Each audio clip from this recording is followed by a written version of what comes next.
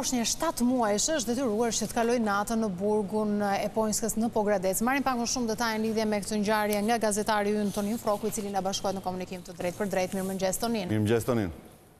Mirëmëngjes nga Korça. Si ka kaluar kjo natë? Unë e thash është një foshnjë vetëm 7 muajsh, i detyruar që ta kalojë natën në burg për shkak se nëna e tij ka qenë dënuar për dhunë në familje, apo jo?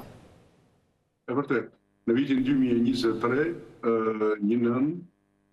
banore në kryeqytet është dënuar 3 vjet me heqje lirie për dhunë në familje. Sipas akuzës, kjo ka ushtruar dhunë ndaj vjerit të saj dhe për këtë arsye gjykata e Tiranës e ka dënuar në vitin 2023 me 3 vite heqje lirie. Në pritje të zbardhjes së vendimit të marrë nga gjykata e Tiranës, nëna e një fëmije, së bashku me bashortin e saj, pra djalin e vjerit sigurisht, kanë marrë rrugën e emigrimit drejt Gjermanisë, ashtu siç bëjnë edhe shumë shqiptarë të tjerë. Në pritje të zbardhjes së vendimit që brenda të gjitha akteve ligjore, ky vendim duhet të zbardhet nga 13 deri në 15 ditë, zbardhja e vendimit ka shkuar deri në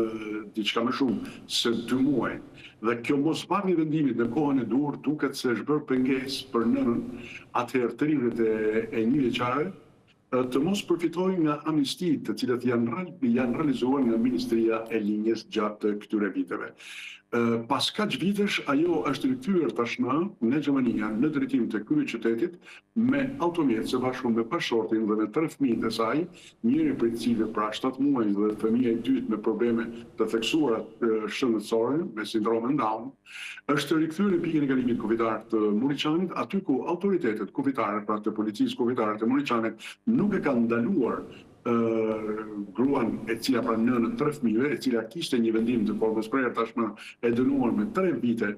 por pa dijenin e saj, sepse me sa duket, burimet të siguruar thanë se ajo duket nuk ka pasur më kontakte pas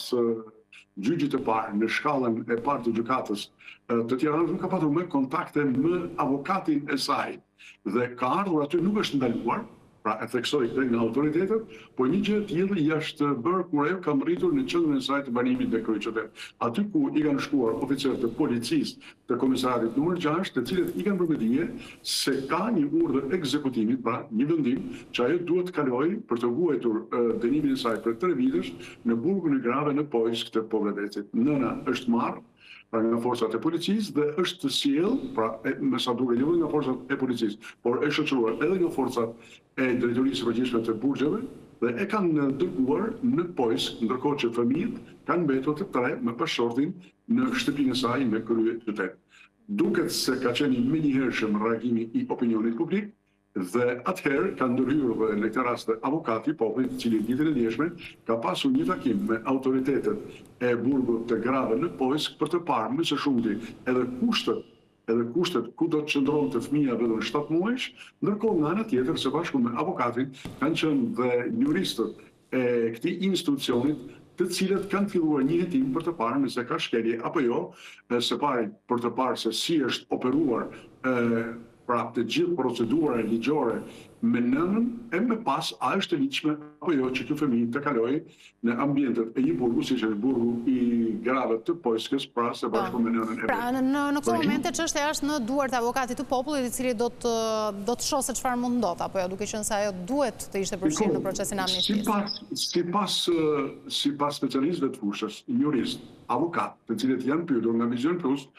ato kanë pas vendimin se përpara se kjo çështje kalonte tek avokati i popullit, duhet ishte një çështje e avokatit të vetë kësaj çështje, por ajo që thashin kryetërës, duhet se nëna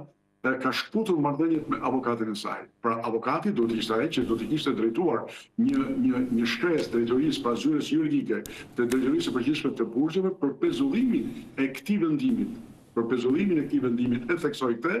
që nëna të mos përfundonte, nëna së pari mos përfundonte në burgun e Pojskës, por të ishte në shtëpi, qoftë deri atëherë kur pra të merrë një vendim për zbardhjen e kësaj kërkese që avokati i saj do të merrte për pezullimin e këtij vendimi. Dhe më pas, pra dërgimi një fëmije 7 muajsh në një ambient të tillë kaq të rëndë, sigurisht fëmia nuk është i përgjithshëm për të kuptuar dhe unë nuk kam gjë të them a mund të lërë gjurmë në jetën e këtij fëmije për shkak të moshës së vogël, por realisht ngjarja është shumë e rëndë kur një nën 34 vjeçare të kalojë qoftë edhe pak orë, të kalojë vetëm pak orë në një burg siç është burgu i i Poljskës. Avokati i popullit ka shpërndar për gjithë gazetarët që kemi qenë të pranishëm ditën e djeshme në burgun e Poljskës, ka shpërndar disa foto duke treguar se ambienti është shumë i përshtatshëm, pra një ambient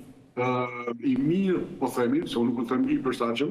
se nuk gjeta fjalën e duhur, por një fëmijë që kaloi në burg e theksoi shumë rënd, por ai ka bërë me dije se nga dita e sotme do ketë shumë gjasa që nëna së bashku me fëmijën e saj të lërë që e burgut të Poljskës dhe të rikthehet në banesën e saj që shpirtisht do ta kisha uruar një gjë të tillë. Urojmë që të ndodhë kjo. Faleminderit shumë gjithsesi për këtë raportim të drejtë për drejtë dhe çdo informacion të përcjellë. Faleminderit.